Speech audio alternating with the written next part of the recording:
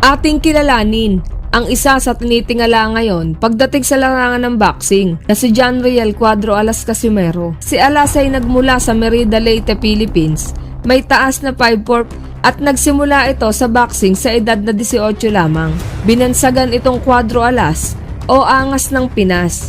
Ang professional boxing record ni Casimero ay kasalukuyang nabibilangan ng 22 knockout wins at isang talo sa pamamagitan ng knockout at 2 title wins. Siya ay nasa isang 8-fight winning streak. Bata pa lamang si Casimero ay pangarap na daw talaga nitong maging isang sikat na boksingero.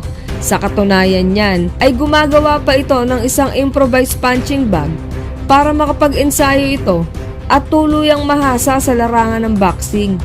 Dahil ito sa idolo nitong si Manny Pacquiao, pinangarap niya din daw maabot ang tagumpay ng ating pambansang kamoo. Kaya naman, nagpatuloy ito hanggang sa maging isang ganap na itong professional boxer.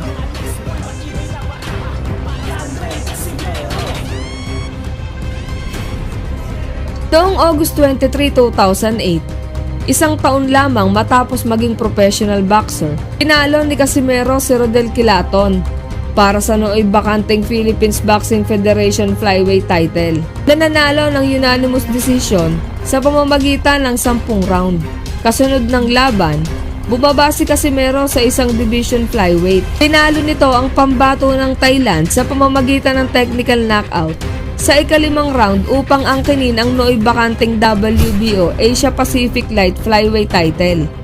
Matagumpay na nadepensahan ni Casimero ang titulong iyong 2 laban kay Arden Jale hanggang sa makuha niya ang pinakamalaking break sa kanyang karera. Ang ilan sa pinakamahusay na laban at kapansin-pansing mga tagumpay ni Casimero ay kinabibilangan ng mga panalo laban kay Sulani Tete. It happened so quickly, seconds, and Tete still looks unsteady.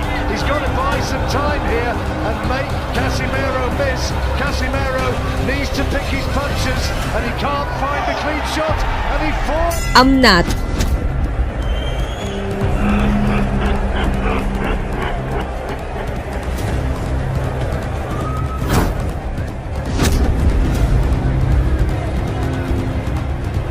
Guillermo Redondo.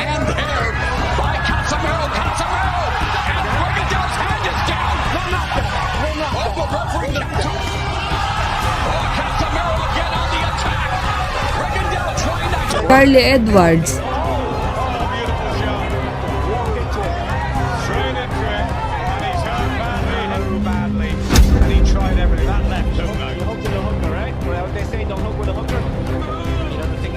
Ricardo Espinosa Franco.